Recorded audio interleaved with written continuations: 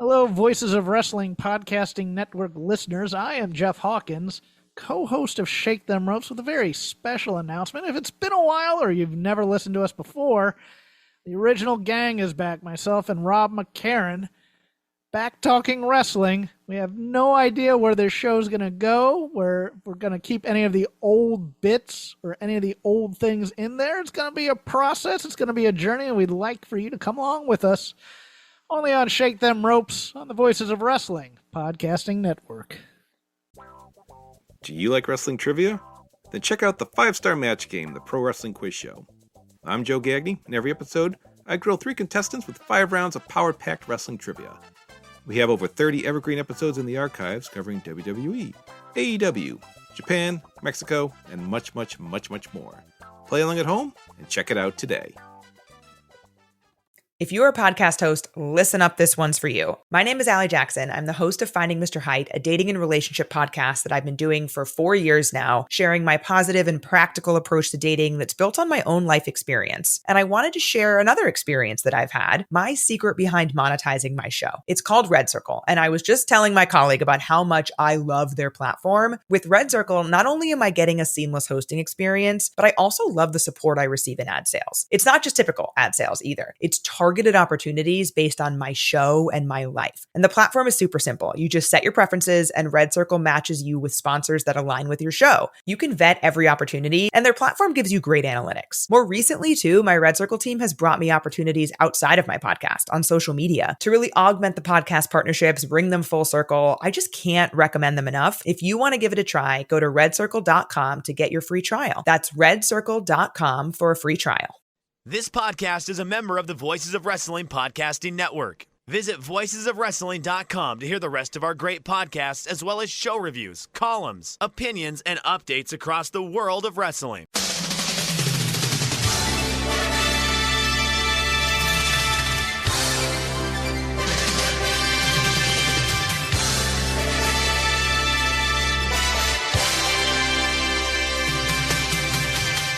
Hello everybody, welcome to the Super J Cast. I'm Joel, joined by Damon McDonald. It is Thursday, 6th of November, 2025. This is episode 386. It's a lovely part of the season, Damon. We've had Halloween, we've had fireworks night. Fireworks night, that's a British thing. But we had a nice time here at home. Maddie made some toffee apples. We've got a box of crappy fireworks. I think you don't want to go too big on the fireworks while the kids are too young. You don't want to set the bar too high. So we had some mediocre ones that they thought were incredible, and then we can sort of build up to the big stuff, start taking them to some shows when they're older. But how was your Halloween? Good and uneventful. We didn't have too many kids this year, which was fine by me.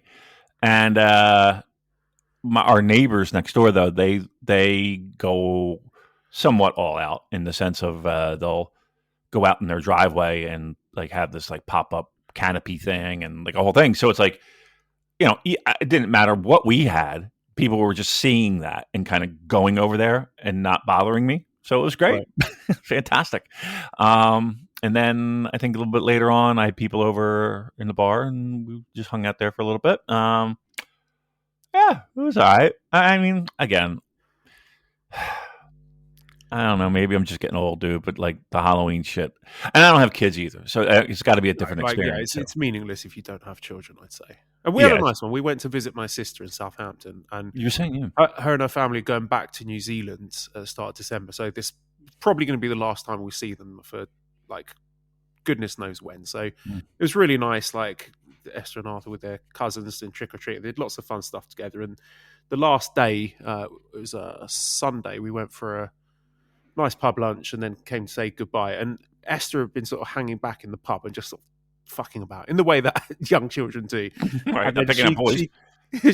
She came out about 5 minutes after the rest of us in tears because I think she'd been shouting at Arthur, and then apparently a lady, we don't know this lady, but a stranger had told her to be quiet.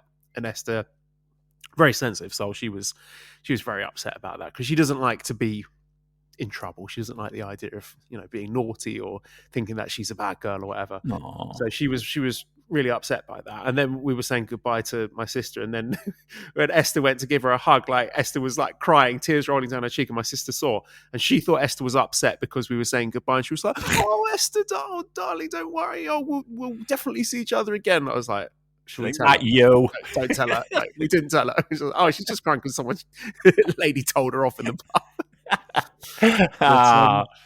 It was a nice week. Good food in Southampton. Had some Korean barbecue. Not had that for ages. I had one of my most missed foods, which is jianbing, which is like a Chinese savory crepe made from, I think it's mung bean flour, and they put like chili paste in it and egg and like a crispy cracker. I used to eat them all the time when I was in China, so that felt really good to have one of those. Was it legit? Yeah. Okay. Proper good. It was a place called Happy Lemon. There's like a massive contingent of, I think, Chinese students at Southampton University. So wherever you get a university and there are Chinese students, you get fucking great Chinese food. So that was a real treat. And I was watching most of the Tanahashi Homecoming show on my phone at a hotel whilst trying to feed breakfast to the kids, and I was watching the end of the Tanahashi Suji match whilst in a car park. So we were getting ready to check out the hotel, and Mally, the car was parked about a 5-minute walk away. So she was like, "Look, I'll get the kids ready. I'll bring the suitcases down. You walk to the car park, get the car, bring it back here, and pick us up." So I was sitting in this car park watching the end of Suji versus Tanahashi, because I thought they were going to announce the final opponent there. So I was like, come on, fucking hurry up, get on with it, because it's just taking forever. And then Yuto came out, and I was just like, I was just waiting for him to get out of the ring because I wanted to see if they were going to announce the opponent. And then Mally's phoning me being like, where the fuck are you? What are you doing? I was like, that was a lot and of lo fun. and behold, you were still left in the nothing dark. to show for it, empty-handed with an annoyed wife. So yeah, good times. All the things that we hoped would happen last week, and neither of them did. So there you go. New Japan. Someone said, I think it was Drow who said this in the Discord. New Japan making sure nothing happens, but that nothing happens at an absolutely glacial speed. Yeah, that's exactly. just this year in a nutshell. But listeners, if you want to hear me talk about something I do actually like, me and the young boy Josh Smith from Keeping It Strong Style did over 2 hours. Wow. Wednesday night talking about the 1974 Texas Chainsaw Massacre film, and I unleashed my full mania, psychosis, obsession of that film, and I think it's really good. And a lot of people have said that they've really enjoyed it as well. So if you like that, you can upgrade, or you can buy it as a one-off thing, and it's really good. You're not going to find better analysis of one of the most seminal films in cinematic history. Like no one else. I've listened to pretty much every podcast or discussion or video review there is of that film. No one comes close to the excellence that me and Josh delivered on that. So check it out. Josh, a big fan as well? Oh yeah. Not as much as me, but as we sort of well, no one like 1.5 hours in, he was like typing messages on Zencaster being like, "Joel, can you fucking wrap this up, please? My wife's getting annoyed." I was like, "Okay." So I was like trying to speed run it. I was like, and then this happens, Leatherface. Ref's like, take it home. You're like, well, yeah. I can hit my spots. I was like, Yuya Uemura out there. They're like, fucking wrap it up, my dude. That's awesome. I'll definitely listen. I haven't. My week has been just pinned with covered sports stuff. I had to do like 2 basketball games. Like I was like, oh, what the fuck? And then a lot of sport. I know, and a lot of hockey. Still, but it was just everything was just whatever. Busy. Like I feel like I have. I wake up, I work, I do other work. It's pitch dark. I come home. And I take an Ambien and fucking pass out. I mean, that's literally been my life. Get to the swear to God. Better than this. No, that's it. That's about it. So yeah, it's been a whirlwind. And again, we are on other sides of the world, and the stupid roll back the clock, fall back, whatever the fuck. So it's always like a little bit of a negotiation thing of, okay, so can you start a little bit early? Can you start a little bit later? Can you do that? But we got it sorted out. What is it, 9 over there? Yes, it is. Oh, God, that's terrible. All right, we'll do our best to make it a tight run show here. For Well, it's all usually involved. 9. It was only 8 o'clock for about a week when the Really? British clocks went back slightly before the Ancoid ones did. So it's fine. Well, I mean, listen. It's good for me because that's when my children are asleep. If I did it any earlier than that, they'd fuck up the whole thing. So I know too, but I don't want to like have you up till 11 o'clock talking about this dumb shit. Especially with all the fucking nonsense. This is the thing, right? This thing about having kids. I want to stay up as late as possible because that's the only free time I've got. Like, as soon as the kids are asleep, I'm like, okay, great. And again, don't get me wrong, I adore spending time with them, but I spend my whole day around children. So any time I'm not spent around children is a blessing to me. Like I really savor that time. So what is the most irritating thing for me is when they go to sleep and I'm like, right, I'm going to do something. I'm going to play a video game or watch a movie or watch a wrestling show, a football match, whatever, and I start falling asleep at 9:30. I'm like, fuck no, I don't want to go to sleep. I'd rather like sabotage the next day, make myself tired. Like I force myself to stay awake just because I want that little bit of time to myself. That's all. I hear you loud and clear. But imagine having that same thought and not having kids. I do that. Like the minute I feel like I can sit down and be like, all right, I'm going to put on this fucking game or I'm going to watch this show or whatever. It's like I could feel my body just being like, oh, you've stopped? Okay, we're going to shut everything down. It's like if you stay at a restaurant past closing time and they start like dimming the lights on you. That's what my brain does to me. Exactly. Yeah. Dimming the lights. They turn on the lights here. It's like they start like, okay, we're getting brighter. And you get the fuck out. Yeah. Until it looks like a New Japan house show. Oh, yeah. Topical and funny. That's why we're the best. That's right. It reminds me of so again, we have the same fucking, not me and you have the same bedroom routine. That would be awesome. Me and my missus. We should do it. We should synchronize. We probably do. So hear me out. Well, no, probably not, because you have a whole thing that you guys do with the kids and everything. But anyhow, long story short is, we always go up to bed and we always pop on the TV and always just like watch YouTube videos, right? And we have a kind of a pattern of, what's that? You're watching the same videos together? Yes. That's nice. Me and Maddie never watch anything together. No? So again, it's just some random people that we just enjoy and whatever. Like one of them is a guy who goes, like, he lives in Alaska and he camps in Alaska. Like he builds like these igloo like forts, survival forts, and like survives. I don't know why I'm fascinated by it. Like this guy fucking surviving overnight in like minus 20 degrees Celsius fucking weather, building shelters. And the guy's just like this big goofy, like tall, goofy guy, but he's just lovable. I don't know why. And he always makes food and he eats with these big choppers. He's like, and we always make fun of him eating. Well, okay. So anyway, there's another one that we watched that we've started to watch. And we've got my feed has been flooded with these now, are these Japanese salarymen who hate their lives. They don't talk on the videos. They just kind of show the videos, but then they'll do like, captionings underneath. They hate their lives. They're all getting divorces. They all have kids. They all feel like they can't talk to their wives and their wives can't talk to them. And they all are just so miserable. And Cheryl is like yelling at the TV, like, why don't you just talk to her? Just talk to her. That's all you have to do is just talk. And I feel the same way. Yeah, I feel the same way. But it's like sort of follow them around, like their daily routines or something. Yep. But it's just I watch some of those. I like those, like Japanese.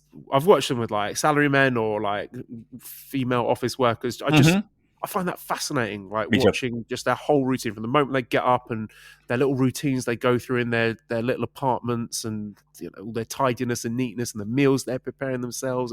I love it. I'm with you, man. It's fascinating to me. I just find that and again, it's like there are probably 4 different ones that are exactly the same theme, but I'm just like, my God, there's so many miserable people living there. Like they just hate their lives. And like, they work 15 hours a day, and again, they never talk to their wives, and they kind of explain the dichotomy of being married but not having or being in a cold and distant relationship, even in the same house. And I don't know, it's just you're just yelling at the TV like, just open up to her, just talk to her, don't blow it.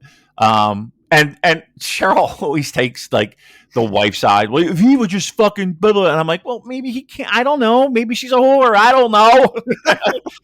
You get one side of the story here. Who knows what the real story is? Maybe she's banging the entire block. I don't know. But yeah, that's our lives. That's where we are right now.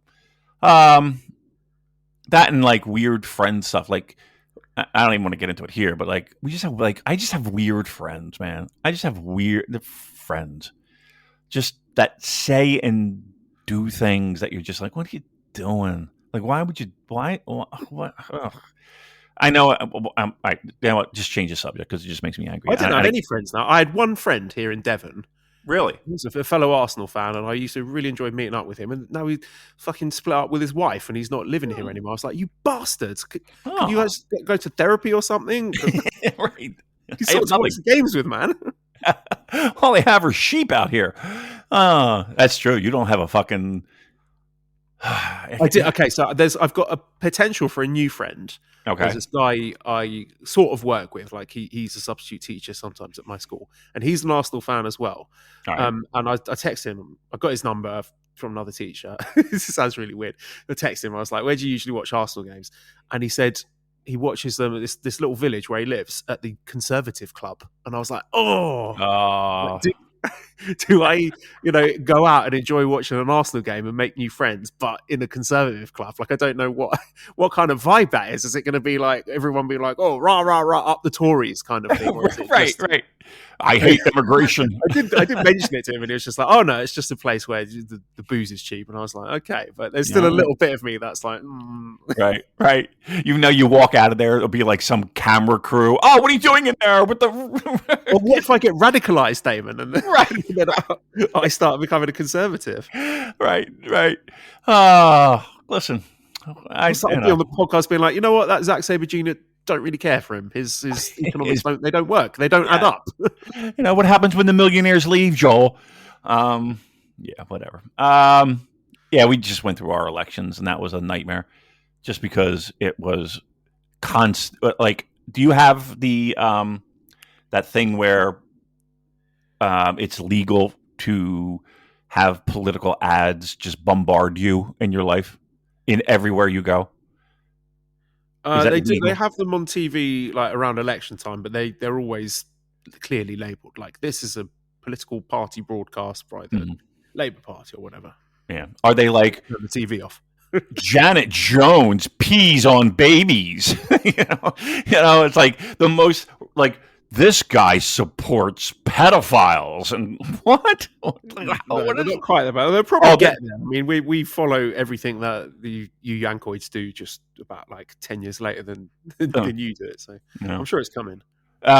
Be ready for it because it's one of the most embarrassing things because I say that a little trying to give you an extreme example, but those are those commercials of this woman's a pedophile and this man supports like just crazy nonsense. You're just like, oh my God.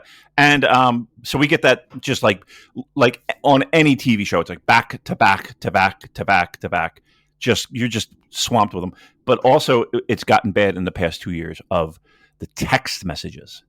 So during election season, we'll get on average between myself and Cheryl, we'll get probably 50, probably 25 each a day of text messages. And you try and opt out, but it's all on robo-dial. So they're changing the number that they're dialing from to send out these things. It's 100% legal. And I'm like, how is this legal? How is this legal? It's unbelievable. So thank God that's over with because it really is incredibly annoying. I'm going to be honest with you. I hate politics so fucking much. I just hate it. I just hate the lies and the deceit Yeah. on both ways, and the way that they play with people's emotions and the way that they just use people. It's like, I'm sorry, I can't get into, and I hate it so fucking much. I'm with you, man. I'm totally disillusioned. There are no good options anymore. There are some options are worse than others, but there are none that I think are viable that actually represent my beliefs.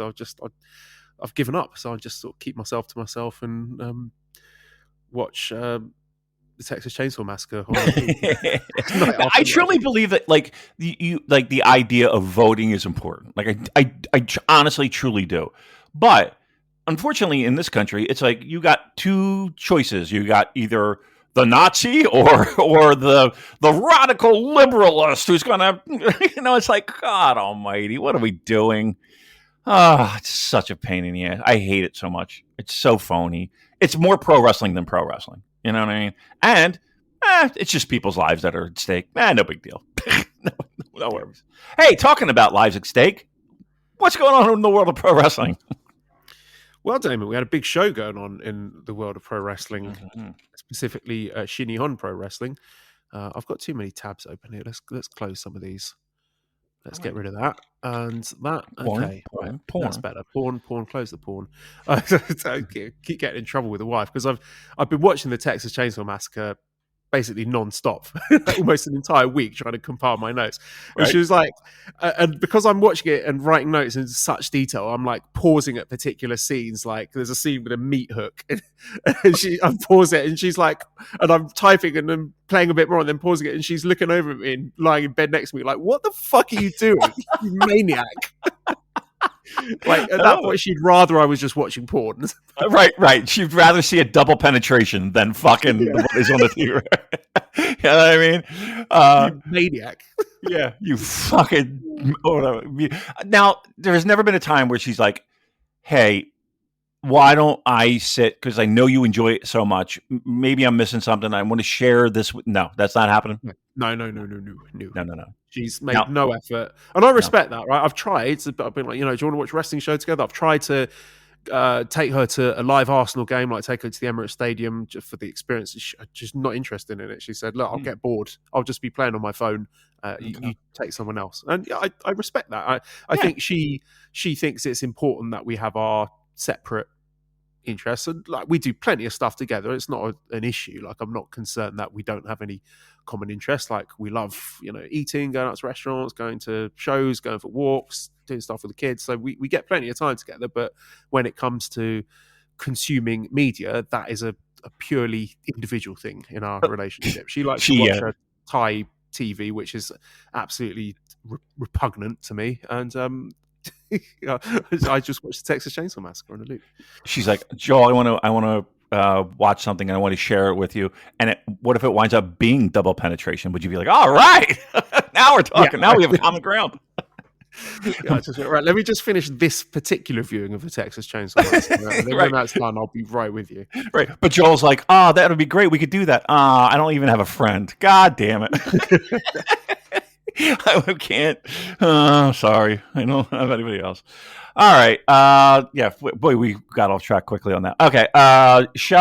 Big show. Right. Yeah. Hiroshi Tanahashi, Final Homecoming, Gifu Memorial Center, 3,742. Good number. Well done. That's good. Obviously, it was a draw having Tanahashi's final show in his hometown there.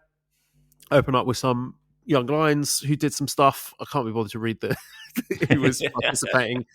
Second match, there was Daiki Nagai, Gedo Hiromu against Hartley Jackson, Fujita Robbie Eagles.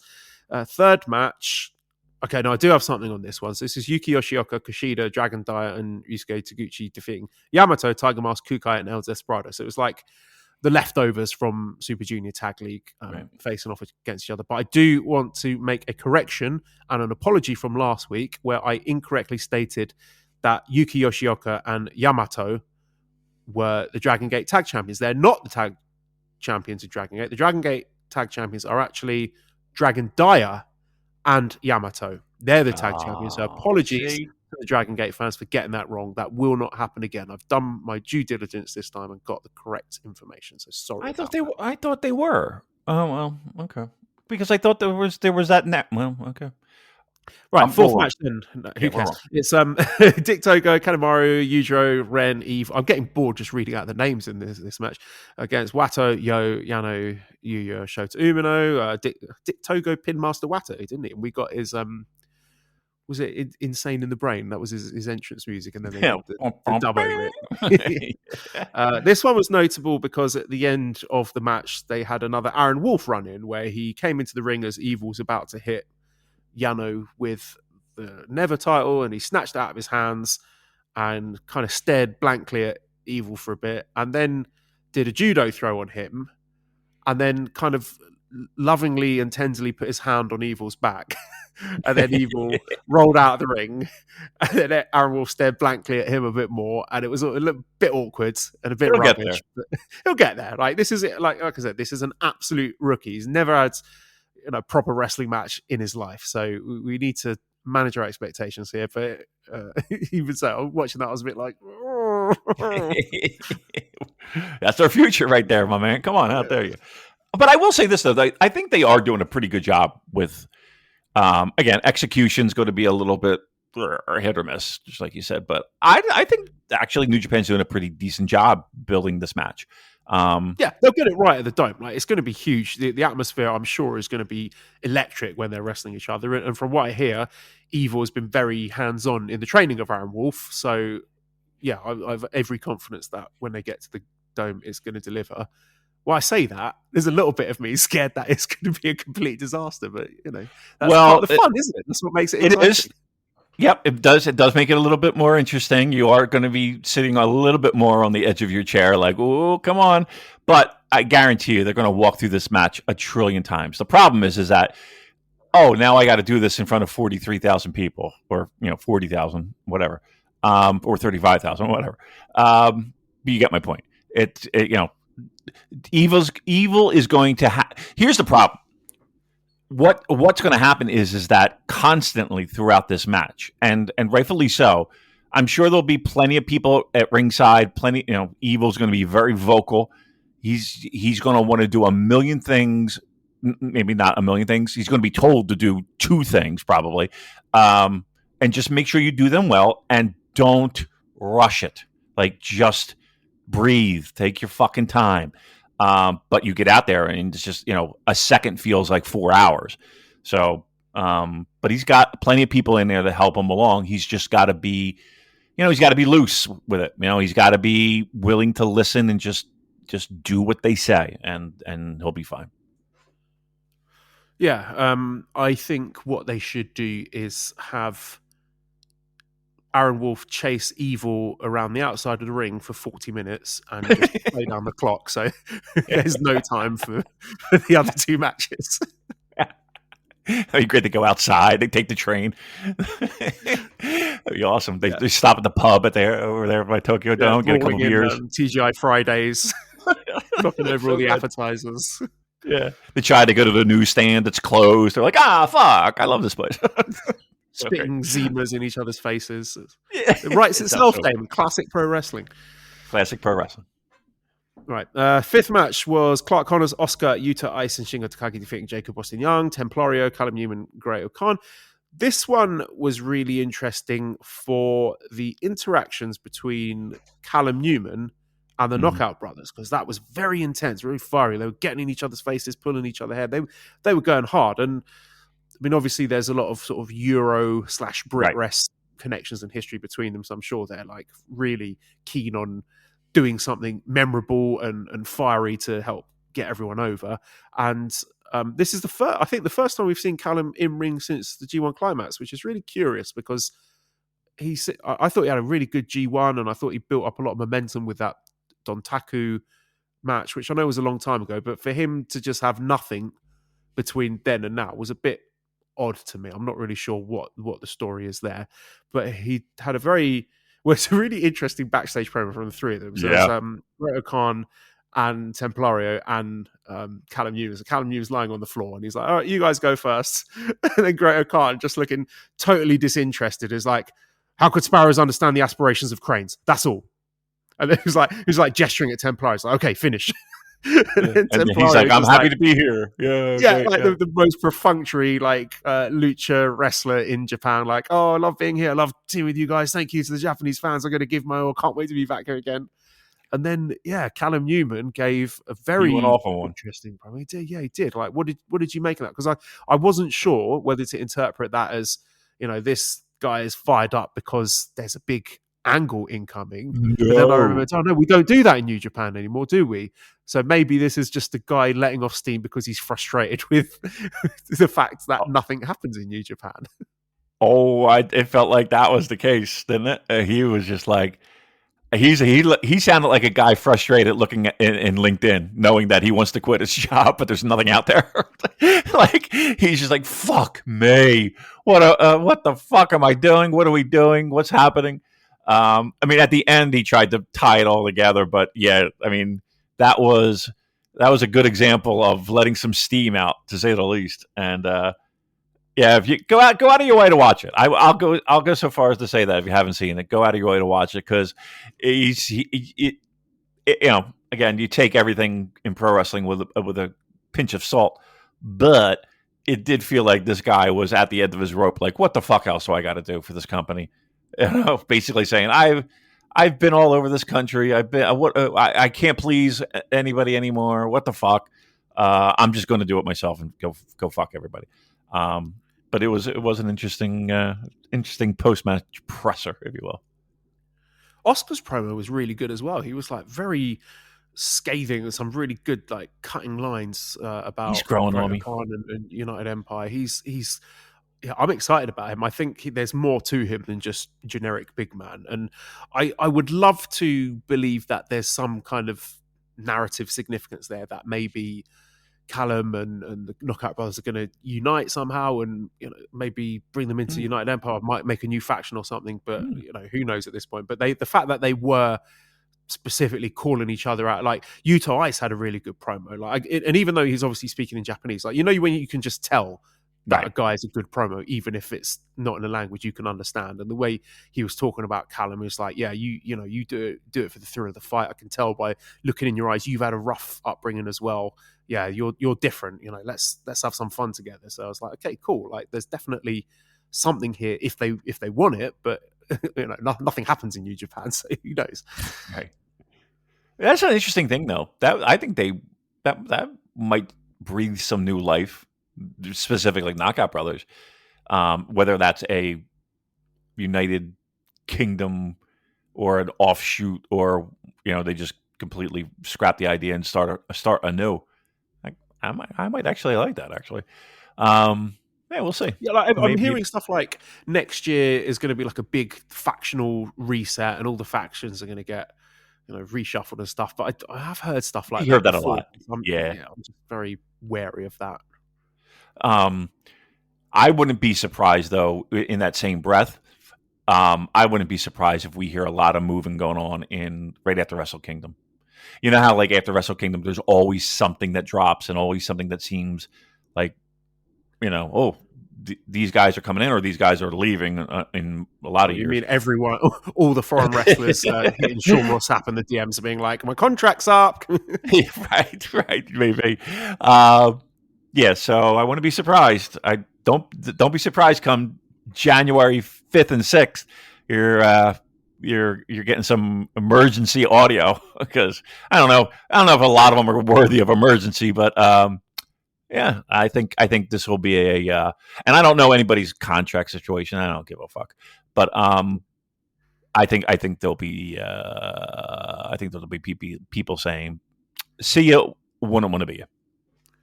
Yeah, I really hope they do something with Callum Newman, because I think there's so much potential there. Because since he had that Dontaku match, he's just been behaving like a prick, and it's a really good fit for him. And he's kind of changed up his wrestling style. He's wrestling more like Devitt, and again, I think that's a good fit for his sort of physique. And yeah, you don't want to see a massive guy like that trying to do all flippy stuff. He shouldn't. He should be like kicking the shit out of people and talking trash, which is what he's doing. So I really hope that they utilize him and do some good stuff with him. There was just another little interesting thing. Clark Connors had a backstage promo here where it seemed to indicate that he was going home, and he was doing hand gestures and referencing his romantic partner Tekla, who's in AEW. So a lot of people interpreted that as him like wrapping it up with New Japan and he's going to AEW. Who knows? Like again, I've not heard anything about people leaving or contract stuff. Sometimes I get told, yeah, this person's done, and then they're booked for the next tour. So it's very hard to pass that out. So until there's anything official, I'm sort of holding my horses on saying anything definitive about Clark Connors. I did feel like the introduction of Wheel-san was his quiet quitting phase. So it wouldn't shock me if he does leave the company. But yeah, there you go. It's just a little interesting tidbit in his backstage promo. Well, listen, they'll get rid of a lot of people, but just know that you have the comfort of Don Fale and Chase Owens just to hold down the fort. So don't worry, everything's all right. Right.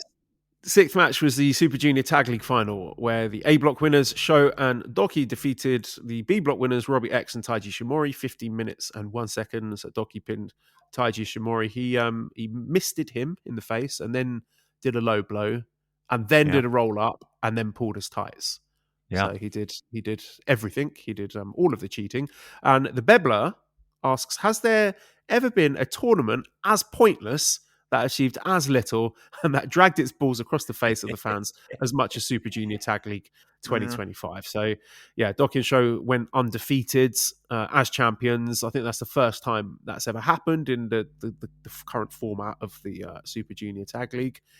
And yeah, I was pretty upset when that happened. I was just like, what the fuck? Like, it just felt like the most hostile booking where it was actively punishing people who had been following the tour, because you watch a tour like that, not just hoping to see good matches, but you want to see some progression and you want to see some, new stars being made and some storyline stuff happening and new challenges being established and the future direction of the division being shaped before your eyes. But we got none of that. Like, it felt the complete opposite. It felt like they deliberately killed the entire division. And maybe that's a good move because it's, it wasn't exactly the most stacked Super Junior Tag League we've ever had. The match itself, it was all right. I mean, if you can kind of squint to see the fact that all the cheating that Doki and Sho do, like, that's just their regular moveset at this point. At least we're not getting outside run-ins from Dick Togo and Don Fale and all those cunts. They are just they're doing cheating, but it's just the two of them doing the cheating. So I'm like, okay, well, fine. I can like hold my nose and swallow that. But for me, the real final of the Super Junior Tag League was the November 1st show, the main event of that. So that was in the Osaka Eddie and T. It was a really brilliant match between the Ichiban Sweet Boys and Robbie X and Ishimori to decide who won the B block. And that was great. And it kind of broke my heart watching that, because it felt like the four of them knew, look, the match, the final is going to be crap. We know who's winning. We know it's not going to be any good. So let's try and end this tournament with an actual good match and do a match that's worthy of the final here, because we know the fans aren't going to be getting that match at the Tanahashi Homecoming show. And they worked their socks off, like all four of them. Like Robbie X looked really good, and Robbie Eagles, the Robbie on Robbie violence was superb. Like, we know Robbie Eagles is one of the most selfless workers and is a master at helping other wrestlers look good, and he made Robbie X look really good here. And Robbie X held his own though. Yeah, it wasn't like it was a carry job. Well. Absolutely not. Like, I totally agree with you, Damon. Like, Robbie X has come on leaps and bounds, as you would hope and expect doing tours like this, and he's not doing as many as I haven't noticed any of the convoluted Brit rest sequences. He's a little angry terrier like high flyer, and he seems to have endeared himself to the fans and the company as well. So that was really nice. Like, I've absolutely no complaints about him being elevated. Like, I think there should be like a company directive to try to push foreign talent who are like AW proof, like Tony Khan's gonna have no interest in. So guys like Robbie X and Jacob Austin Young, who, like, don't get me wrong, I'm not saying they're bad wrestlers, they're very good wrestlers, but they just they're not on his radar yet. Yeah. Yes, right, and they probably won't ever have that sort of appeal where they're gonna end up in Tony's toy box. So that was one of the small, like the minor good things that came out of this tournament was the elevation of Robbie X, because he looked really good in this tournament. Ishimori going this deep was a curious one as well. Like, I was wondering if that's them just like throwing him a bone so he can push his endless produce shows, because he did one last month. He's doing one like in next week or the week after that as well. So yeah, and again, I'm really sort of trying my best to find some nuggets of gold in amongst the shit, and it is a lot of shit. Like, really, what did this tournament achieve anything meaningful? Like, again, my interpretation is that they are deliberately trying to put the division on ice because I don't think they're going to have a junior tag match at Wrestle Kingdom. Like, my understanding is that for the main card, due to the fact that it's been live broadcast on TV Asahi, it's going to be significantly shorter than a normal Wrestle Kingdom would be. So I'm expecting like 7 matches tops, and I just don't think the junior tag titles will fit into that. So I think they've done that on purpose. They're not going to have it at Wrestle Kingdom because there were no challengers. No one came out afterwards and be like, "Oh, we want the next shot at your tag titles." It's like they've killed off the entire division. And I will say, at the very least, like they are trying to establish Doki as the top guy in the division, because he's a junior champion, he's a junior tag champion, he's an undefeated Super Junior Tag League champion. So, like, junior division completed it, mate. He's done everything. So he, in kayfabe at least, with his recent achievements, he is the guy to beat. But again, I'm not excusing it, because I still think it is horrible booking, but it's about what I expect from New Japan at this point. And it makes me think back to last year. Remember, was it last year when we had the Super Junior Tag League final that was Catch 2-2 against Ichiban Sweet Boys, and it was one of my favorite matches. It was fucking tremendous. Yeah. And now I'm sitting here thinking, well, it's not that bad when Show and Rocky don't cheat. right. Because other wrestlers don't involve themselves in the match, like a real, curate's egg situation. But it's amazing. The one little thing interesting that was good going forward was when they had the backstage stuff. Kosei Fujita came out to talk some shit to Doki backstage, and Doki told him to like fuck off and said, "You've got to bring something to the table." So it does make me think in terms of the direction for the junior singles title at Wrestle Kingdom. I do think we're going to get Doki versus Fujita, which is what I wanted. So that's good. That's exciting if they go with that. But in terms of the junior tag division, it's dead. They've killed it. It felt rushed, the whole tournament. I just felt like it was like just a sprint to get to the end. It feels like they forgot they even had to do it, and then they were just like, "All right, we're just fucking throw this." It really did. You had to do your homework. You're like, "Fuck, this is Super Junior Tag League. What are we going to do? Get Dragon Gate on the phone."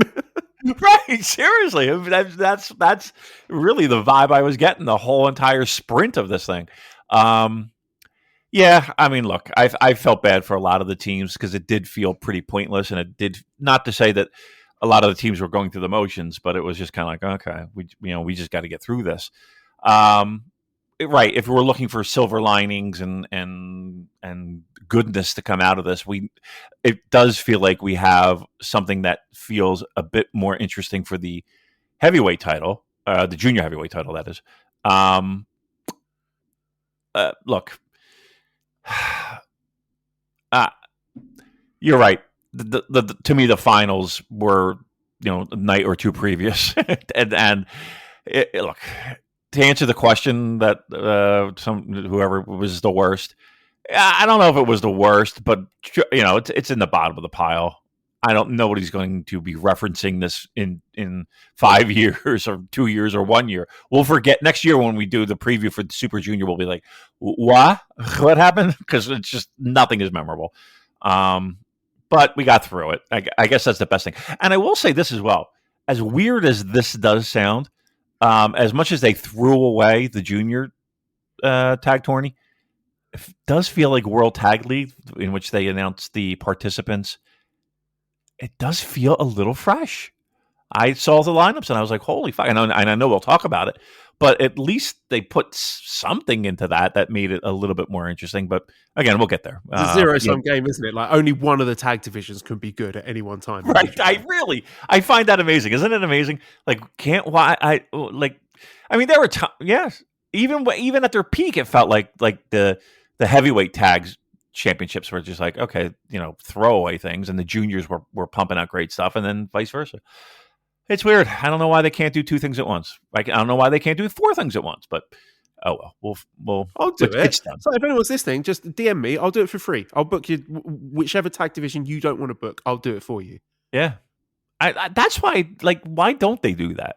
I know they have like a lot of people committee wise, and there's a lot of people with input, but man, they can't figure, like, just give somebody a role, focus on that, and just do that.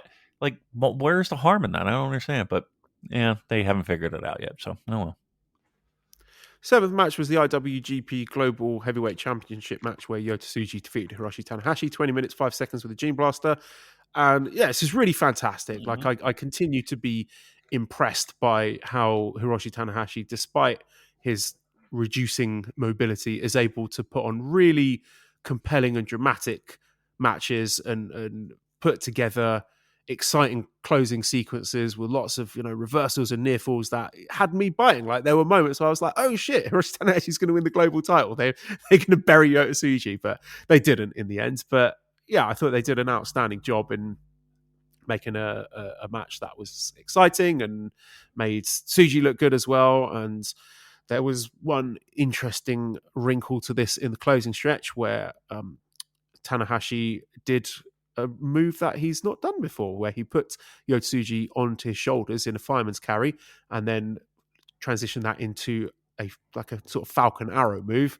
And apparently that is Shinsuke Nakamura's old finisher, the landslide. Oh, yeah. Which is just an interesting thing. I'm sure he did that for absolutely no reason. But yeah, match was very, very good. So, like, the post-match stuff was nice and emotional, and basically Hiroshi Tanahashi gave Yota Tsuji the keys to the car and said, like, right, I'm entrusting New Japan to you.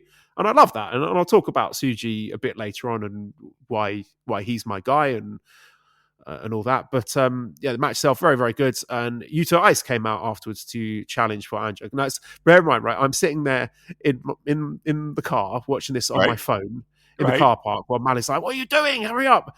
And it's on my phone. It's a tiny screen, and I'm just like staring at it. And I saw a figure appear in on the ramp. I was like, "Who is it?"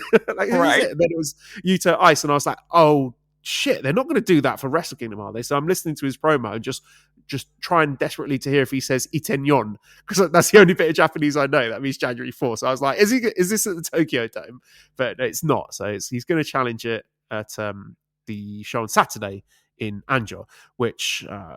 I think it's great because I think I might have been lamenting on this podcast a few weeks ago that it's a shame that Yuta Ice and Hiroshi Tanahashi are not going to have a match. So it's really good that they have decided to do that. And I'm curious if that was something that they planned all along, or are they sort of calling an audible and saying, well, okay, this Yuta Ice guy is actually really good and he's getting some good crowd reactions. They've got a built-in story there with both of them from Gifu, and I like the sort of narrative work that Chris Charlton put into it, where he said Yuta Ice wants to be the toughest guy in Gifu, and when he found out that there was a championship winning professional wrestler, he was like, right, that's not acceptable to me. I've got to find this guy and beat him. So I'm really looking forward to that match on Saturday. I think it's going to be good, and I'm interested to see how the styles mesh. And again, despite not understanding Japanese, I can sense that Yuta Ice cut a really good promo. Obviously, we've got the translations, but he seems to be able to execute that with confidence and charisma, and the fans seem to be getting behind him. So, yeah, all in all, like I say, coming at the end of this, despite not finding out who the Wrestle Kingdom opponent, we'll set that to one side for now. But just in isolation, the match was really good, and the vibes were good. I like Yuta Ice challenging. That's nice. It was cool. And again, I did not think that we were in jeopardy of having that as Wrestle Kingdom match. I got to once again tip my cap to Hiroshi Tanahashi for like not leaving any stone unturned. Like, he's willing to get in the ring with everybody and everyone and put in the hard work to help. I don't know. Again, the Tanahashi rub, does it mean anything at this point? Debatable, but I think everything helps. Anything it won't hurt, right? I sat there watching that match, and I got to be honest with you. I was like, amazed at how he being Hiroshi Tanahashi is able to physically do this. Trust me, when we were in March and April and May and we're like, oh my God, how is this fucking guy going to survive? Some of these matches were pretty, you're tugging at your collar. It was, sometimes it was felt like the year would never end. Yet, here we are, beginning of November, and I'm starting to feel the little pings of, my God, what a fucking legend this guy is.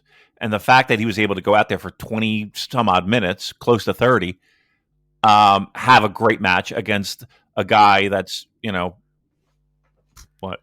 his 20s. Suji's in his 20s, right? Late 20s? No, so. he's Don't you have to look it up. Though. Anyhow, you get my point. Like, we're talking a battered and knee on knee. There is no cartilage on any of them. Hips shot, biceps.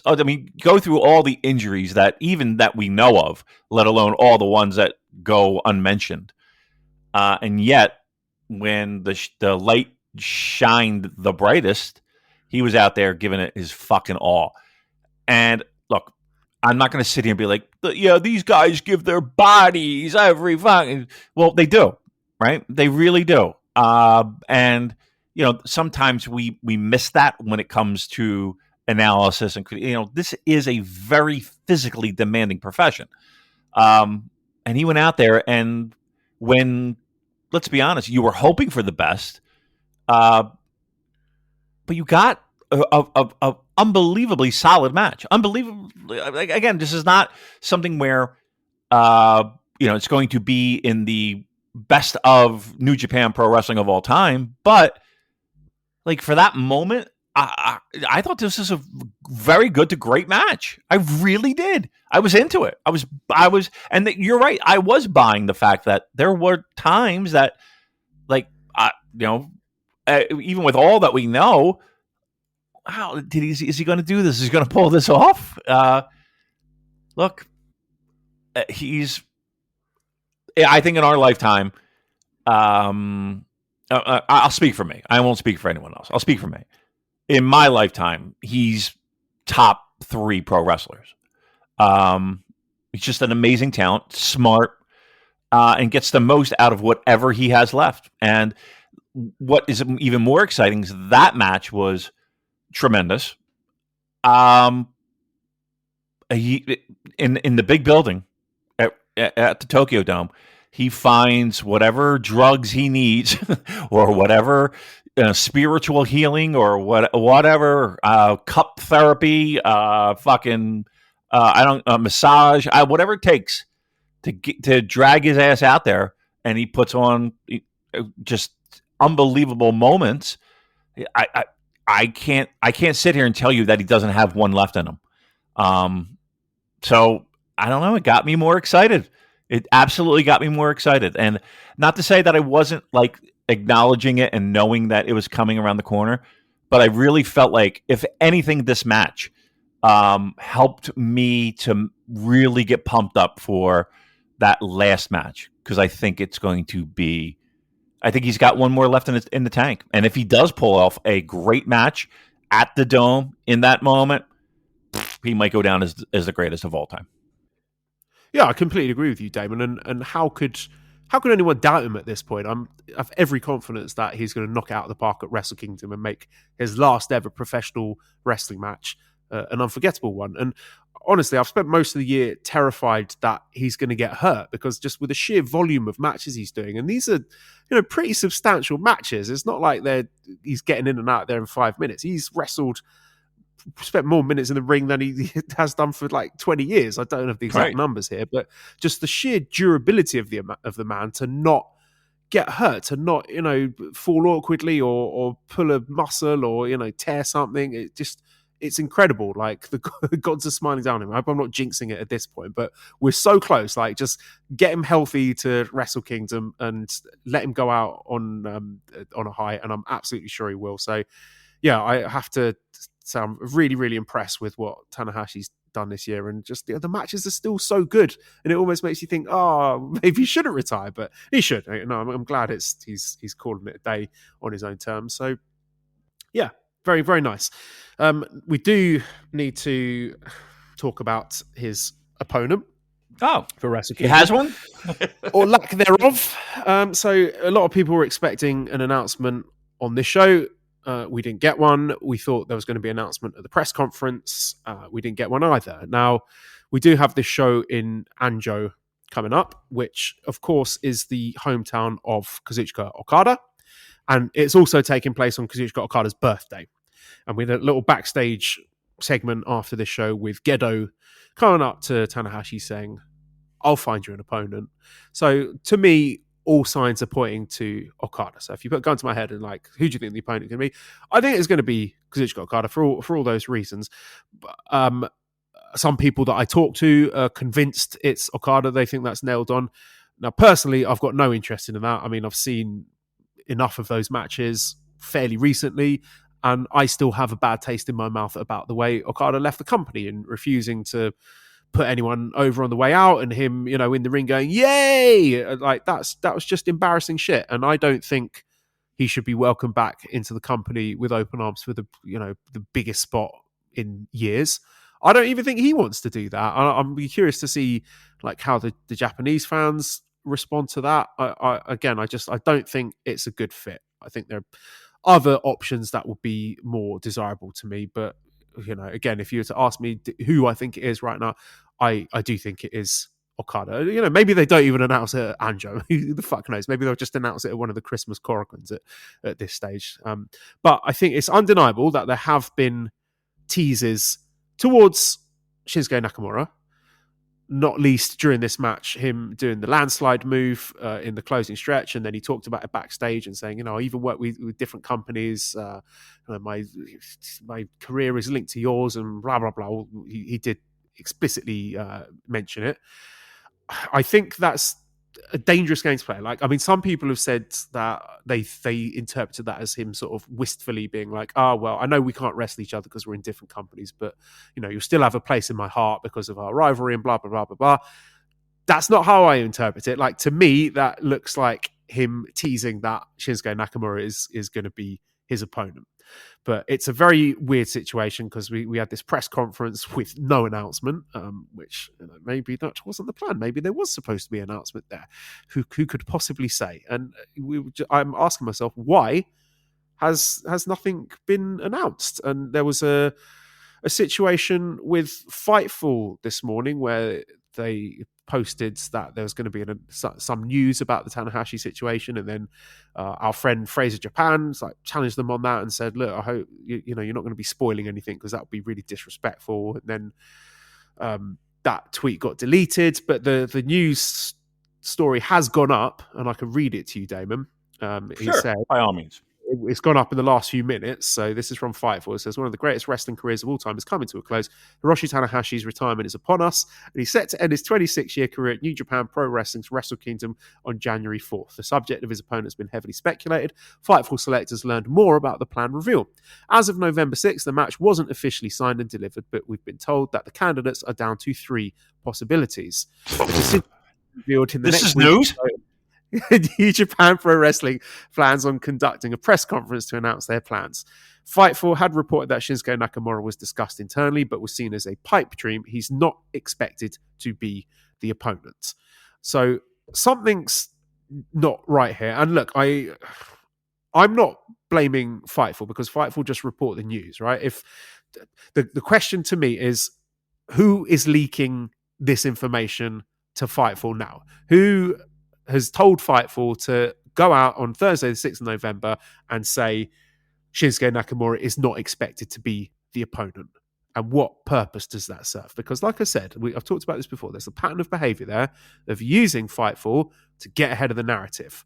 Takeshita is amazing, and all the companies are working together to make him into a global superstar. We remember that one leaking before the G1, before the G1 final. Oh, Tony Khan doesn't like Evil and didn't demand for him to be in the G1 final. We got that one as well. And the report a few weeks ago, Nakamura talk is just a pipe dream. So again, I'm asking myself, why is more information leaking now, 2 days before New Japan hopefully finally fucking announce the match, if they even bother doing that? Like, they're going to get to announce the match. Is it going to be spoiled by the time you listen to this? I don't know.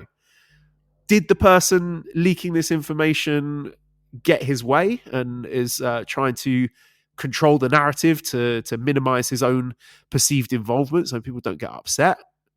I'm not mad. Please don't put in the newspaper that I got mad. Or did this person not get his own way and is eventually going to spin some yarn about being a good business partner who had no issues with New Japan working with other promotions and was always keen on standing back to let them do what's best for New Japan? Like, it's the war for hearts and minds, isn't it? And look, we're all friends here, and our impeccable track record speaks for itself.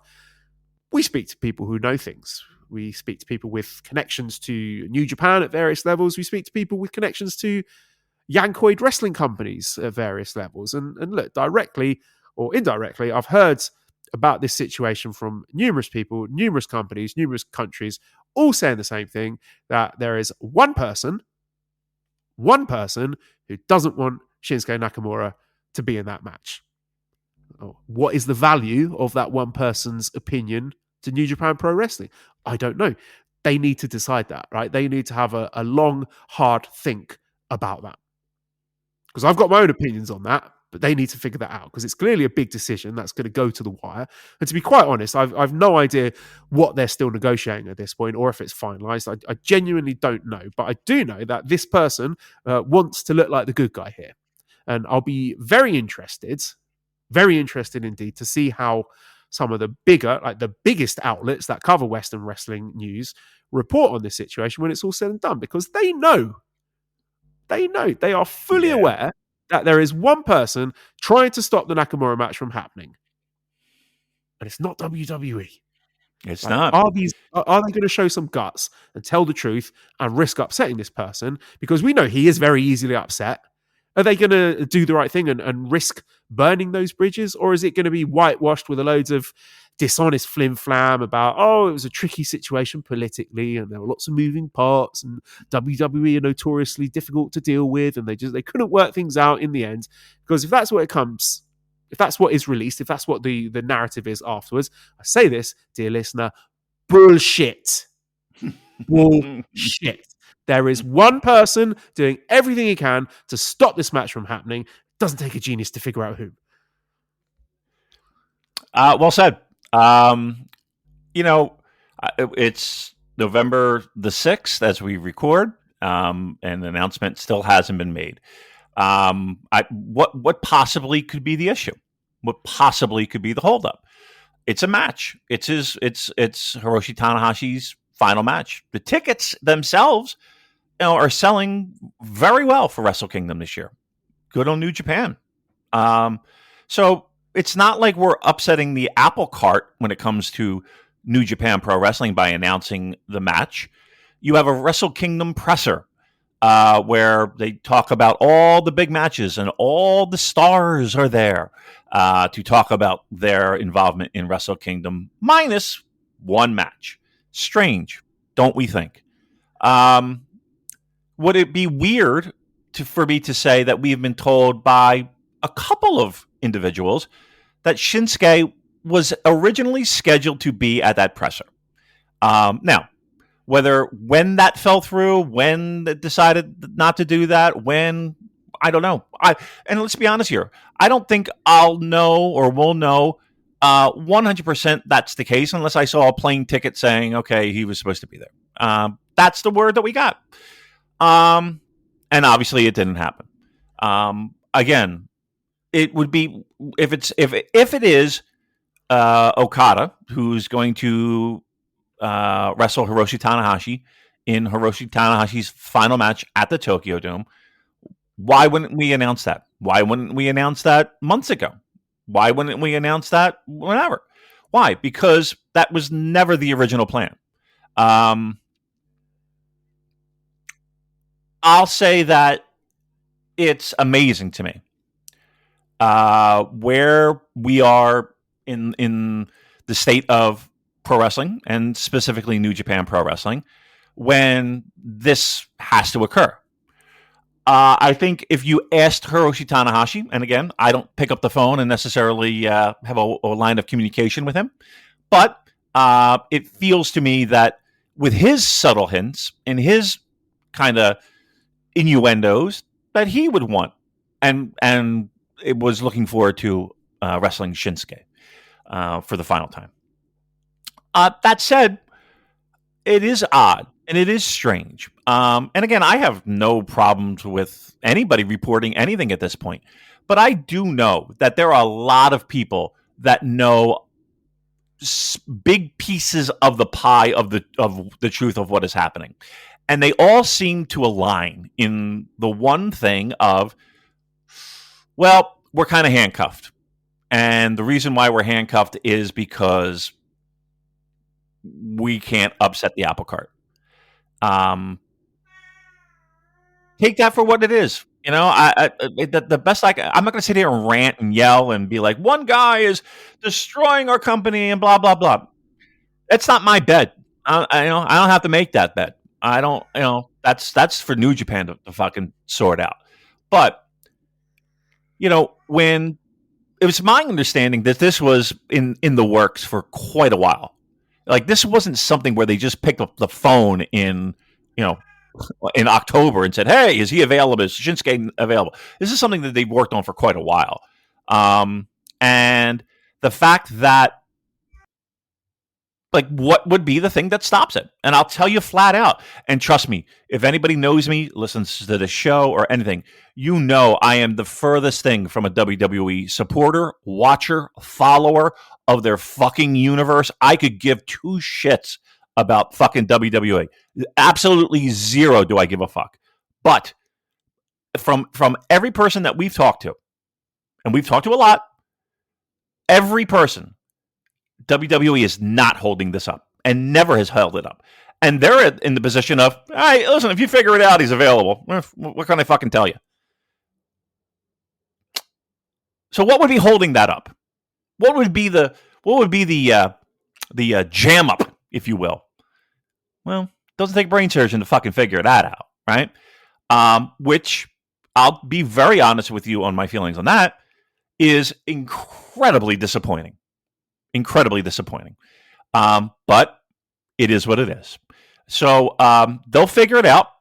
They obviously have a plan B. It all signs kind of like there are plenty of signs that point to Okada, but then there are plenty of things that happen that kind of say, well, the Nakamura thing's not dead by any stretch of the imagination. And as best as I can tell you, it feels like the company wants Nakamura. That's the best I can tell you. And they're going to have to settle for Okada because they are walking on eggshells.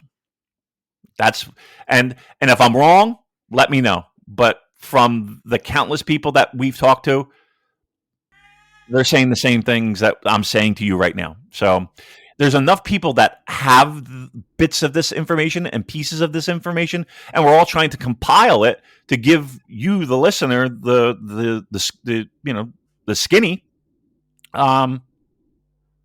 Yeah, it's weird. It's weird. But again, it is what it is. That's what we know as of right now at 5:00 Eastern Standard Time. If that changes, I'm sure you people will be the first to know. But that's where we are.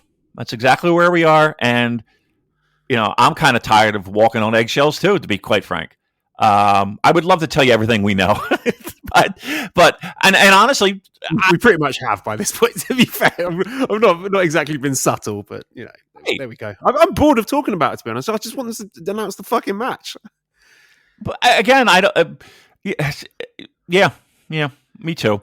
But okay. But when it's all said, like, this is almost like election results in some way, where it's like, okay, not all the votes have been tallied and it's neck and neck and you don't know which way it's going to go. So there is hope that we can get a Nakamura match. And here's the thing too. Called Florida for George Bush. So.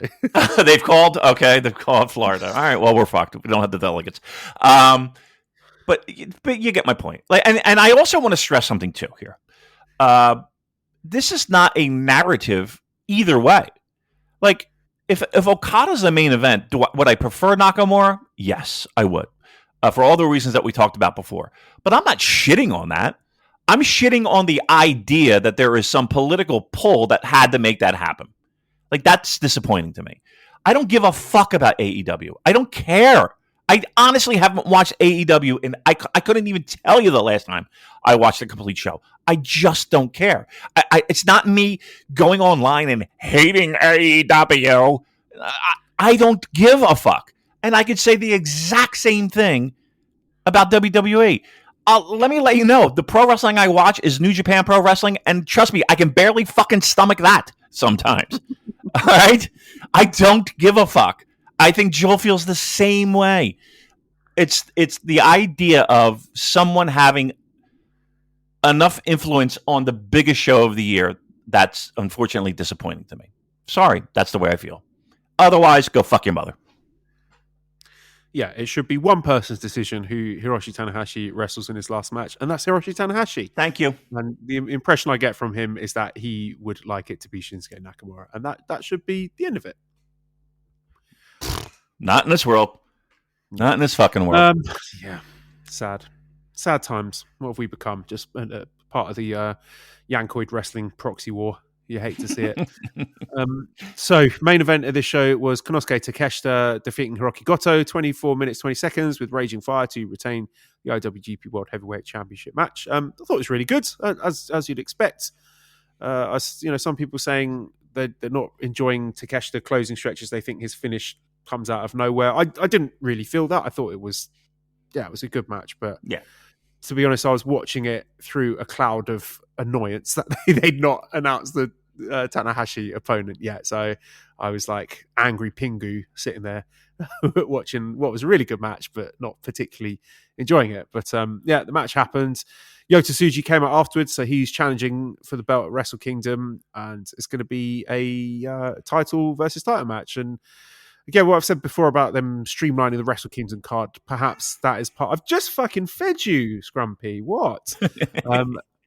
Maybe they didn't want to have a global title match and a world heavyweight title match. So this is a way for them to, not have to have two separate matches for that. I don't know. Or maybe it's to lend Yota Tsuji some credibility as a challenger. And to be, if it was that, like, let's say they've learned their mistakes from last year where they just had Shota Umino coming out and being like, hey, I guess I'll challenge in the main event. So I think they've done a pretty good job in making Tsuji look strong, and he's coming off the back of big win over Gabe Kidd and a big win over Tanahashi. I think he looks like a credible challenger. And as I said before, he is my guy. Like, he might not be the greatest bell-to-bell wrestler in New Japan, but he, I feel, has got New Japan in his heart. In a year when a lot of people have been saying that, I think he actually talks the talk. No, he walks the walk, doesn't just talk the talk. And just one moment is always going to stick in my mind. The reason I love Yota Tsuji was during that Okada retirement tour when Okada was doing the commentary and was ringside, and Yota Tsuji just walked up to his face and called him a disappointment and was like, are you proud of yourself? Are you happy with how things are going here? How are you exiting this company? This is just disappointing, and said that right to Okada's face and made him look like the bitch that he is. So for that reason, and that reason alone, Yota Tsuji is always going to be my guy, and he's the guy who should be given the keys to the car. And I think on paper it looks like a really great match. I mean, they've had terrific matches before, and I'm sure the stage and the bright lights of Wrestle Kingdom and all the pageantry and everything, that they're going to have a killer match. And I'd say the quality of the match is maybe more important than the result. The more I think about it, Damon, the more if this Wrestle Kingdom, like the biggest Wrestle Kingdom for years, like crucial for the future of New Japan Pro Wrestling, live on TV Asahi and likely in front of a sold out or close to sold out Tokyo Dome, if that ends with the top two matches being Okada winning and Takeshita winning, two AEW wrestlers winning, we're done. That is unacceptable for me. Yeah, honestly, I'd be done if that happened. That would be too much. Yeah. You would think that with that audience potentially live and on television, that they wouldn't, right? They know they have to. Like, we talk about making new stars a lot and when that should occur and so forth. I mean, I think that's like the time to do it. So you would hope they would do the right thing. The problem is this. And again, this is a recent, when I say recent, like year or two. Go take care of that cat. A year or two. It's, you don't have a lot of confidence in the company being able to navigate those waters and do what we might perceive as the right thing. So you are hesitant to just go ahead and be like, okay, this is the moment. It all makes sense. Pull the trigger. Away we go. Do I think Yota Tsuji is like the guy that should carry the torch and be the flag bearer for New Japan Pro Wrestling now for the next 5-10 years, whatever? He's the best choice we've got. And I know that doesn't sound encouraging, and it doesn't necessarily sound like a glowing endorsement. It's the best option we have right now, and I think it's a damn fucking good one. Again, is it generational? I think the jury is still out, but it's the best one we got.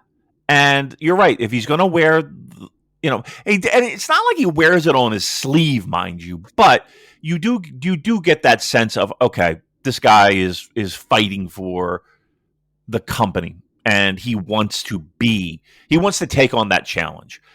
And I say, let's give him a shot.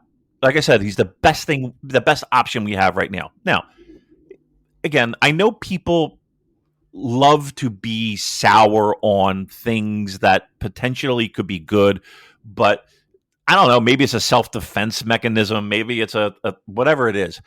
Takeshita is awesome. And I think his closing stretches are fine. And I think that him in the ring, I still think he's a fucking fantastic pro wrestler. I still think at his age, he's still got plenty to grow. He looks the part. If you told me, okay, he's exclusive, he's signed, he's there, I'm going to be honest with you, I'm all in. I'm all my chips are on the fucking table. I think he's that good. The issue that I have is the fact that for the company's sake, it's probably not the wisest move, right?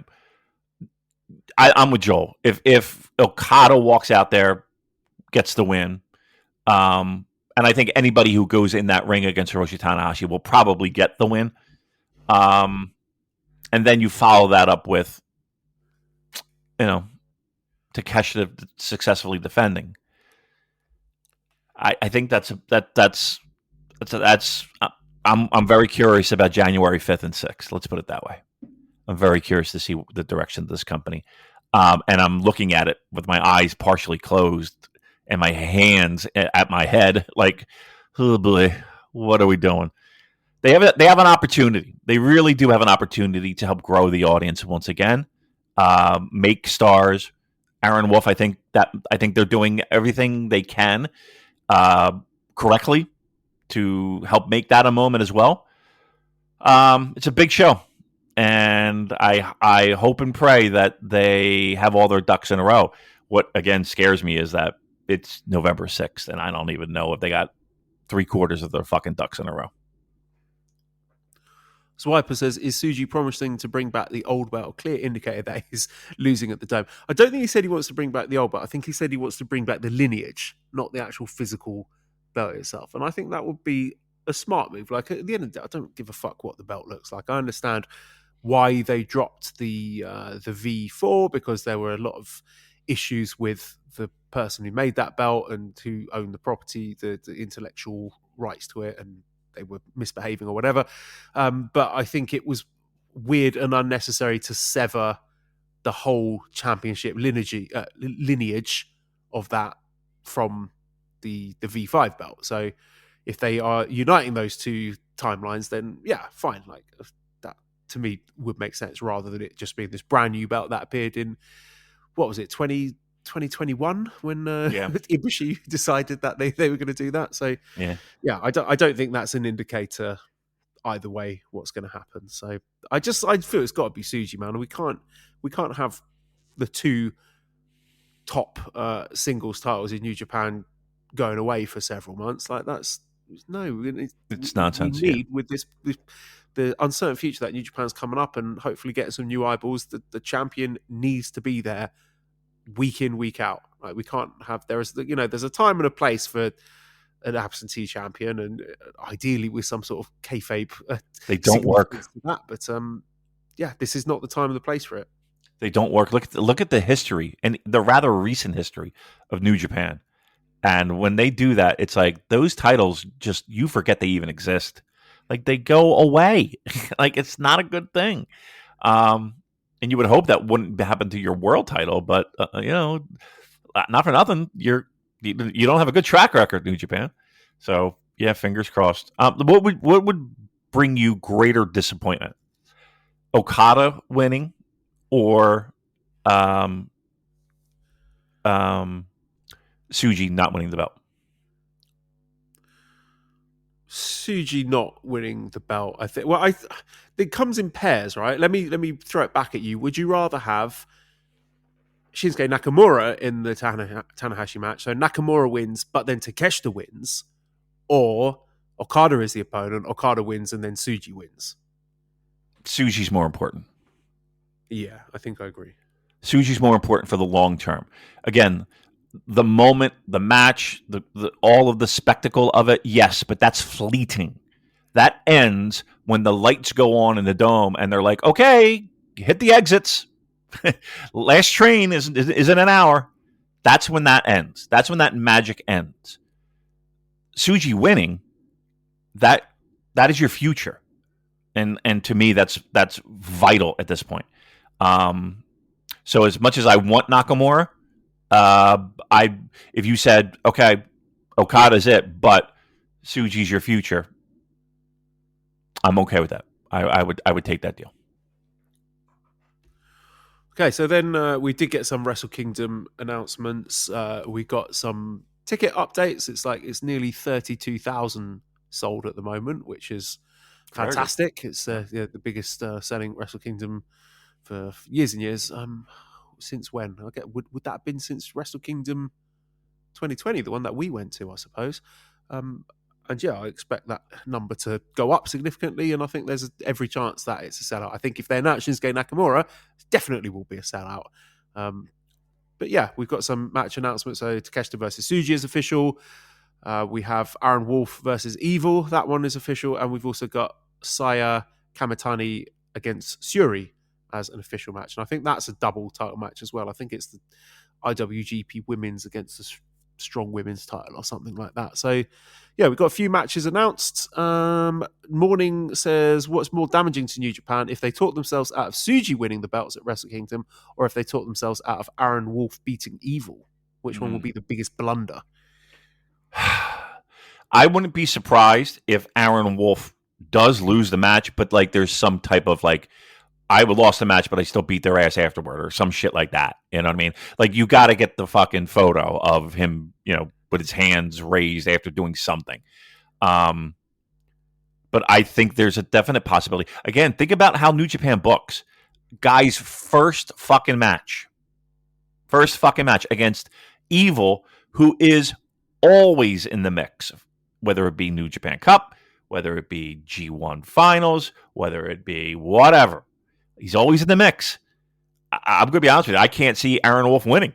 And if he wins, it's like slip on a banana peel kind of bullshit. Plus, he's been getting the upper hand and all these, kind of building the angles kind of thing. I would not be surprised if Evil wins. And again, by some nefarious means, but he still winds up, getting his, beating the shit out of him. And by the end of the match, he's perceived as the winner, but he, on paper, lost the match.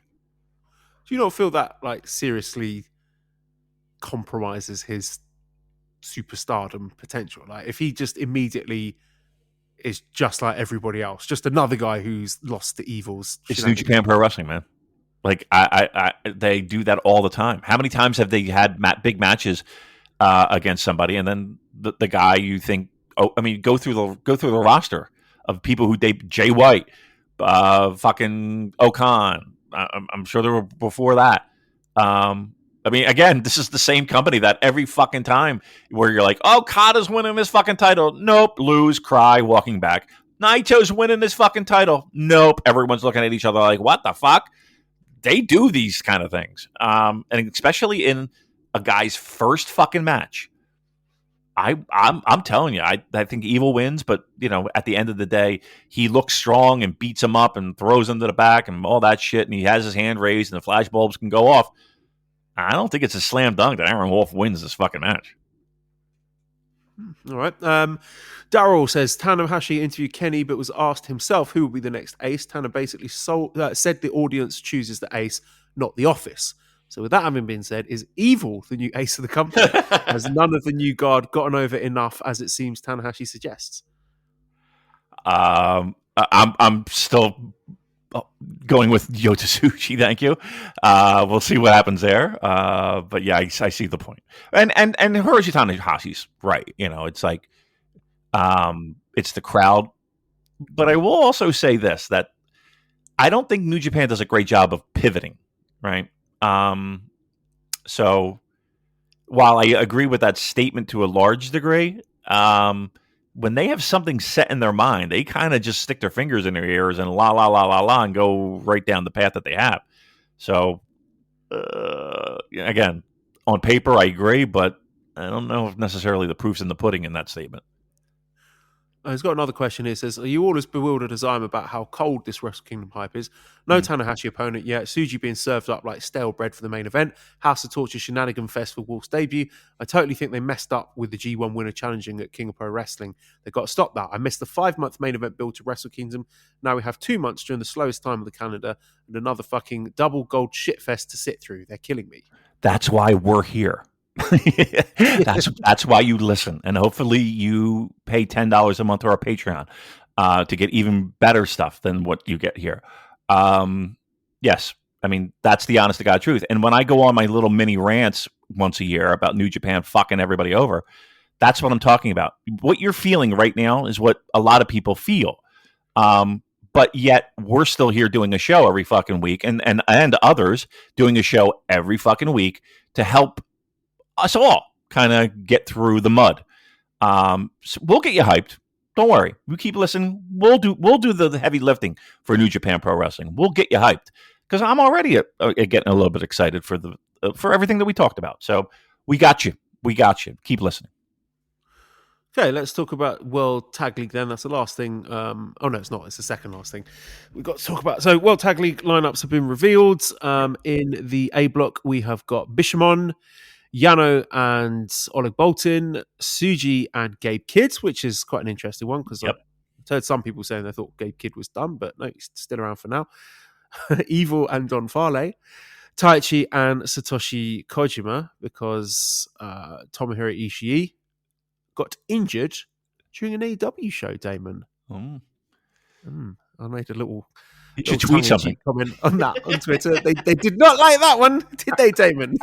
Fucking idiots! I love dumb people. I love the fact that when you do that, you just a litany of idiots just lining up just to be like idiot, idiot, idiot. Every time, Damon. Every time. I wonder to myself. I think like, is this too low effort? Like, is this too obvious rage bait? Are people going to be like, no, Joel, you're just being silly now. Like, come on, stop with the bait. But no, every single time they're like, "Oh, you stupid idiot! Like, how can you say that? Your brains are made of worms." That's why I keep doing it. Yeah, I know. I don't know how. I get that it fuels you. It's your fucking energy. It's like you hulk up with that. I don't know how you deal with these fucking brain dead idiots, but God bless you. You do it.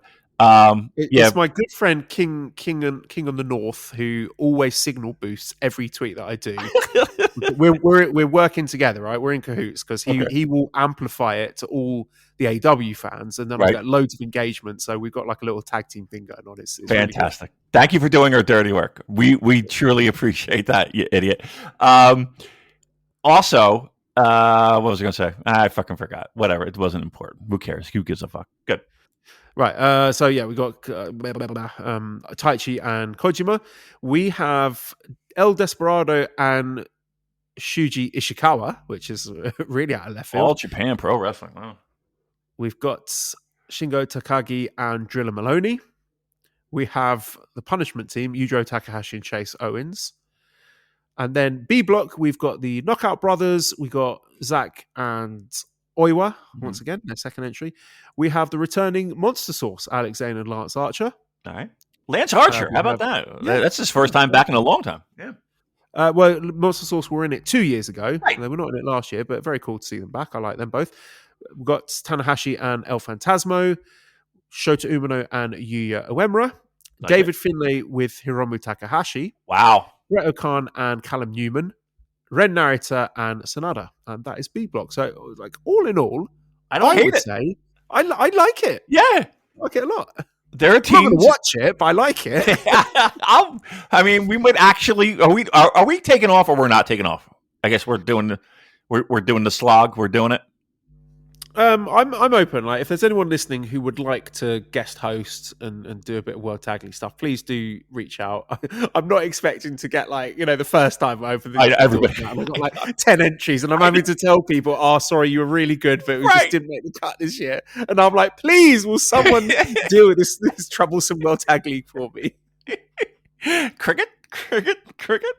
Yeah. If anybody wants to, by all means, I got no problem sitting a show or two out, but knock yourselves out. But I think that's a pretty interesting lineup. I saw Finley and Hiromu. I was like, God damn. I like that. I like Drilla and Shingo. I like that. Joel, has this little non-affiliated War Dogs thing, is that the best thing we've seen in a couple months? It's shaken things up. It's made things a little bit interesting. Yeah, absolutely has. And now I'm really curious, like, who's going to win, because there's a lot of people who don't have spots for Wrestle Kingdom. So this, I think, World Tag League has become quite high stakes, because there's a lot of people going to be missing out on this show. Now, interestingly, they've not announced who Konosuke Takeshita's partner is yet. Oh, you don't think? Might be coming soon. Yeah, I'm sure we'll just sort of iron out the details on that. He'll definitely be taking part.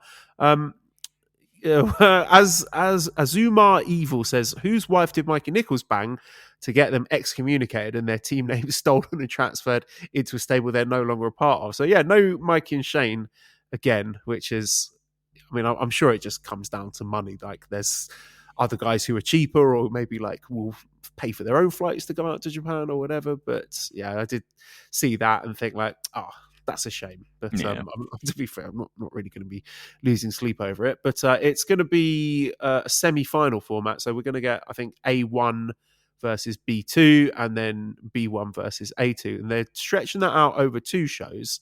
So there's going to be one of the semi-finals on December 10th in Nagasaki, the other semi-final on December 12th in Kagoshima, and then on December the 14th in Kumamoto, they're going to have the final. So they're really milking it. And I suppose we'll do our usual thing and just look at what the lineups are for the final block night. So December 8th in Hiroshima is the last set of A block matches. So no particular order. There's Yoshihashi and Goto against Drilla and Shingo, Kojima and Taichi against Gabe Kidd and Tsuji, Shuji Ishikawa and Despi against Chase Owens and Yujiro, Oleg Bolton and Yano versus Don Fale and Evil. So I would imagine that Yoshihashi and Goto against Drilla and Shingo is going to be significant. Yeah. And I don't know. I'd say Kojima and Taichi against Gabe Kidd and Tsuji, but I mean, Tsuji's already got his Wrestle Kingdom match, so I don't... Yeah, I think you can eliminate him. Yeah. Any of the other teams on A block you think are reasonable shouts? Because to be honest, to me, it looks like Bishamon probably going all the way, but yeah, anyone else from A block that you think are in with a shout? I like Shingo and Drilla. Yeah, me too. I think they have a shot because, again, what we're doing is we're thinking, all right, who's got shit going on and who's potentially might have shit going on. And those are 2 guys that got nothing going on. So I wouldn't be surprised. That might be a dark horse there. Then for the B block final show, which is in what did I say? The 12th. Fukuoka? Is it Fukuoka? Am I looking at the right thing? On the 9th. Yeah, so the B block final matches will be Yuya and Shota versus Knockout Brothers, Oscar and Yuta Okay. Heist. That's an interesting one. Oiwa and Zack against Alexander and Lance Archer. Hiromu and Finlay against Callum and Great Khan. ELP and Tanahashi against Sonata and Ren. So the B block looks a lot more interesting to me. And yeah, it's a very, very difficult to call because, again, there's a lot of people who would otherwise not have anything at Wrestle Kingdom. So Yuya and Shota, I think That's should probably be my worthy. pick. Yeah. But Hiromu and Finlay as well. I mean, Hiromu, lest we forget, he won it last year with Naito. That's true. Yeah, that's a tough one. I'm gonna go with Hiroshi Tanahashi and ELP to go on, and they'll have double duty that night. Tanahashi did double duty. That's correct. Wrestle Kingdom. It looks to me like they might do the dreaded 4-way. And I wouldn't hate that, actually. I think they could make it good, but I just think it might be a 4-way at Wrestle Kingdom just to try and get as many of Squeeze these as many wrestlers people on in. as possible. Yeah. You know what? So again, we talked about how this is going to be broadcasted on TV in Japan. Does it have to be the entire show? In other words, could they do like a block of matches that are just like, available to New Japan World subscribers and the live audience, obviously, and then the live feed kicks in sure. with, They'll do a pre-show. Like I'm thinking, like 3 matches pre-show, 7 matches main card. Okay, that's fair. I you know what? I'd rather have less than more. I know people look forward to that day. It's a nice payday for everybody. It is the most eyeballs that you'll have on you, and if you work all year, you kind of you really want to be on that show. So, but again, sometimes I think more is less. So, or less is more. Less is more. Less is more. Are you thinking 4-way as well at Wrestle Kingdom? Yeah. Like, what do you think the Wrestle Kingdom title match looks like? I think that's a very good possibility. Again, just because it kills multiple birds with one stone. So I want to be at least a 3-way. Which teams do you think will be involved then? Well, I think you'll have a mix. I think you could it feels like David Finlay and Hiromu, right? Just because they're just like, what else are they doing? Unless they're like challenging for like the TV title or something. I can't imagine that. I think they're in the mix. I think Drilla and Shingo are in that mix.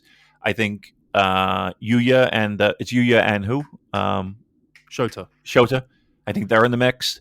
What about Zack and Oiwa?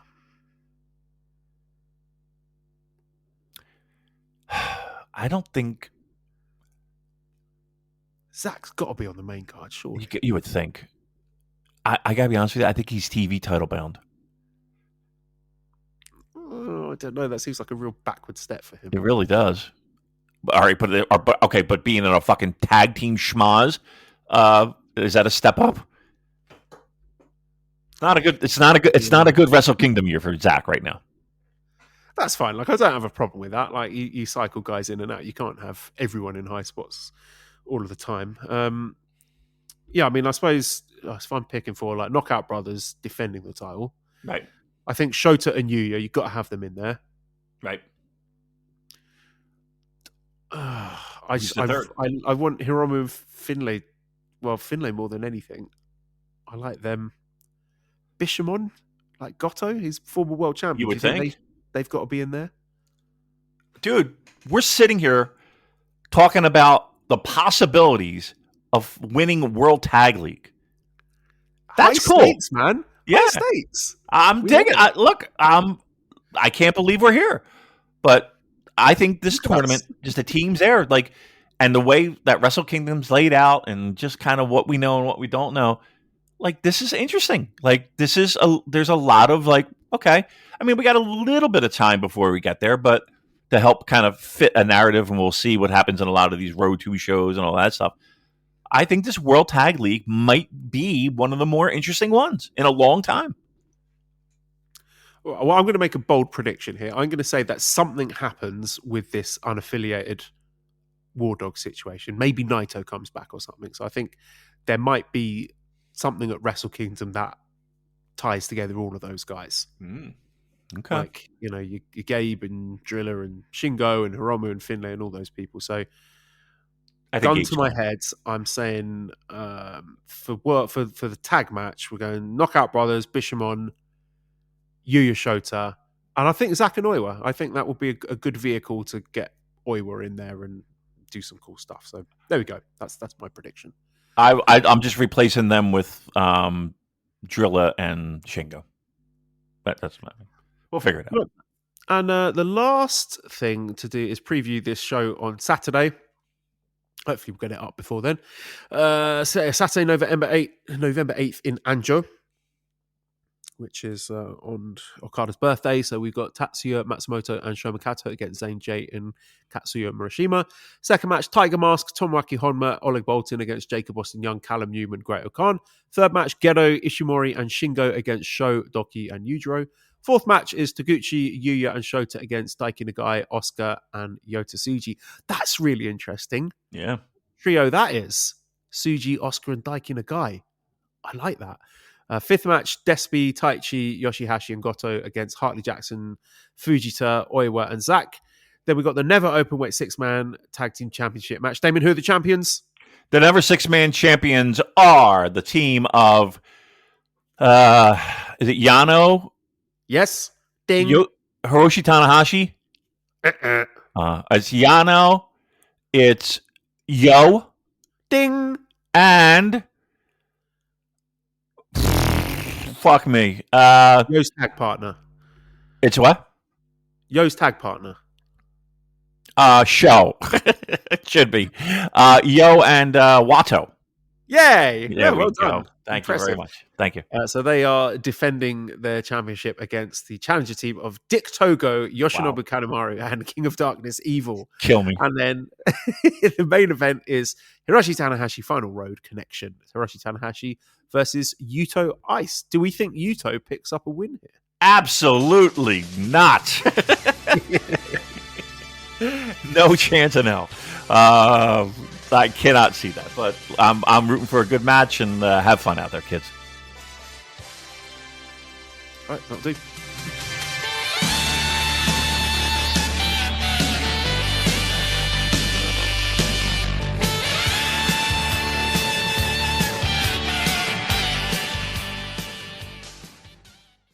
Hello, Voices of Wrestling Podcasting Network listeners. I am Jeff Hawkins, co-host of Shake Them Ropes, with a very special announcement. If it's been a while or you've never listened to us before, the original gang is back. Myself and Rob McCarran, back talking wrestling. We have no idea where this show's going to go, where we're going to keep any of the old bits or any of the old things in there. It's going to be a process. It's going to be a journey, and we'd like for you to come along with us. Only on Shake Them Ropes on the Voices of Wrestling Podcasting Network. Hey everybody, my name is Jesse Collins, and I am the host of the Gentleman's Wrestling Podcast, a show right here on the Voices of Wrestling Podcasting Network. On the Gentleman's Wrestling Podcast, we take a deep look at individual issues and stories that are going on in the wrestling world. Each episode is about a different topic, and we take a thorough and educated look at things ranging from current booking trends to breakdowns on individual performers and angles to investigations into different fan cultures across the industry. In addition, we keep a close eye on the wrestling media, and as a professional journalist, I bring a unique perspective to how current issues in wrestling are being covered and discussed through the wrestling media. We have a revolving series of guests from across wrestling punditry joining us on each episode, and we hope that you make the choice to give us a listen on wherever you get your podcast from.